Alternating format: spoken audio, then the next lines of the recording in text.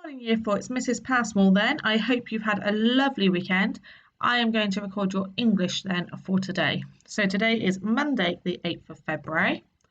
And today we're going to be looking at analysing, which means looking at and writing stanza 1 and 2 of our dragon poem. So we're going to spend some time today looking at how they've written their poem, what features they've included, and then we're going to have a go at doing our own. So bronze today, you're going to be looking at particular adjectives and expanded noun phrases and making sure you've included those. Silver, we're looking for you to use descriptive similes and alliterations throughout your stanzas. Gold, we're looking for you to get the metaphors that are in keeping with the poem, so not just a random metaphor, but one that fits the style of the poem and consistent tense. And your challenge is a personification in keeping with the poem, but using adventurous vocabulary. And the great thing with the next few lessons is that everyone has the ability to get as high as they wish to get, because the poem is set out in such a way that we are going to build on all of these. So our focus today then is our planning and our imagination. So have a think about these pictures and decide, what do you think your dragon could be like? So you need to know which dragon you're aiming for. Think about the style of the dragon, the colour, because you're going to have to use this within your description. Okay, so here's box 1 of our poem then. Deep, deep down in the darkest cavern lived inside a fierce dragon, whose emerald green eyes were sure to glare at those who dared to trespass there. So have a think. In this first line, deep, deep down in the darkest cavern, what does that line do? Well, that line then sets the scene. It's the setting. We found out where our dragon is. And what grammar feature has the poet used? Well, they've used alliteration. Deep, deep, down, darkest. Now, if you've forgotten what alliteration is,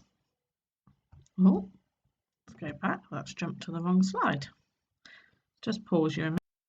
Okay, so I've changed it now. So when I click on alliteration then is where the words are used with the same letter, like Betty and Bob brought back blue balloons from the big bazaar, or 4 furious friends fought for the phone, or Sam shop stocked short spotted socks. So you might just choose to use 2 words that have got the same letter. You might be able to include more, but it is really important that that your line still makes sense. So you can get a bit carried away with alliteration and come up with the most amazing alliterated sentence, but actually if it doesn't make sense, then it doesn't really work. Okay, so not every word has to be alliterative. Some of them do. And you can use small words such as the, or of, or and, or his, or her to add in to make it make sense. Okay, so they've used alliteration. Lived inside a fierce dragon. Well, what does that line tell me? Well, that tells me what it is. It tells me it's a dragon. Now, they've also in this line used preposition. So they've told me where he is. Okay, so you could use in yours among, behind, between, in front of, next to, on, over, under. Okay, so those are all prepositions that you could choose to use. In the next line, whose emerald green eyes were sure to glare. Well, in this part, they've used a character description. I found out within this line that he's got green emerald eyes that were glowing. Okay, and they have used an expanded noun. Now, we're good at these because we've done these quite a few times now. So here is our knowledge organiser that will help you out if you need it, because you can pause the video on that bit or come back to this slide if you need it when you write yours. And then the last line of stanza 1, at those who dare to trespass there. Well, what does that line do? That tells me what it does. The dragon, okay, tells me that it's not going to like people who trespass there, meaning people who come onto his land. And in this, they have used the past tense. Okay, it's already happened. So you might choose to use stomped, roared, crept, leapt, appeared. Being careful of these irregular words. It's not creeped or leaped.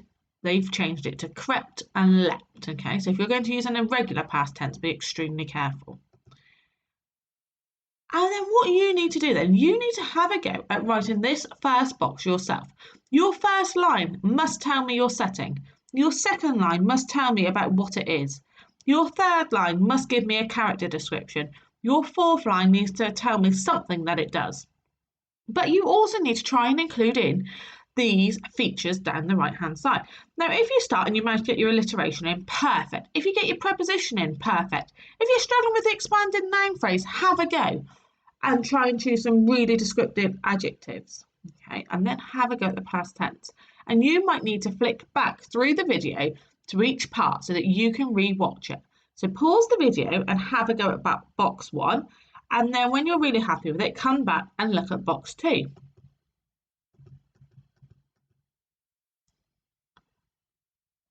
So here is an example of mine. Okay. Far, far away in the creepiest cave lived inside a ferocious dragon whose ruby eyes stared you out at anyone who risked to enter there. So I've kept the same features and the same style within my stanza, and hopefully you've managed to as well. So moving on then to task 2. What is each line used for here? His teeth were long and sharp as blades. Well, that is another description. It describes him a little bit better. And their features here then to get your gold is the fact they have used a simile. His teeth were long and sharp as gold, and if you want to be gold, try and change the simile for a metaphor.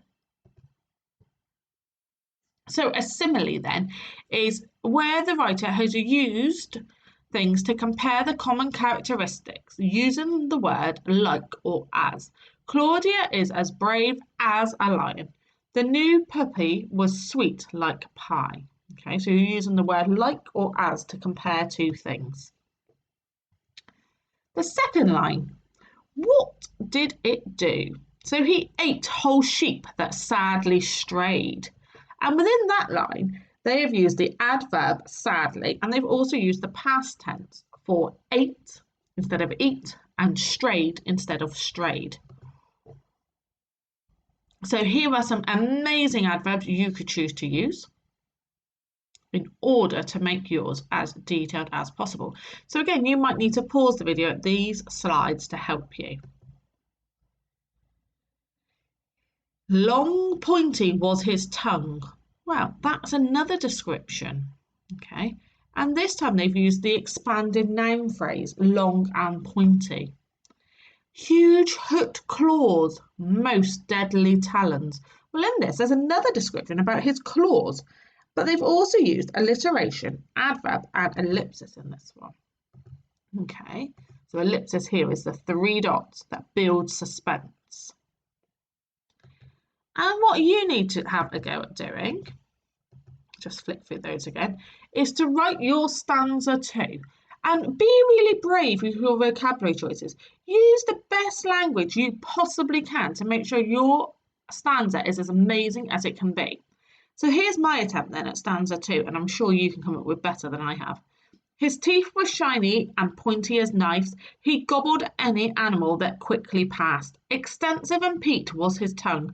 Colossal dagger claws most deftly fire. So I've tried to keep the same meaning, but using different vocabulary, and that's what you can try to do. So your preliminary today then is to have a go at editing your work in purple pen if you can, if not in your normal pen or pencil. Check your vocabulary, check your spelling, check your punctuation, and have a look at your presentation. Now, I am sure you have done amazing because your imagination when it comes to dragons is phenomenal. So have a really good go, and I will see you tomorrow morning in order to write our next part of our poem.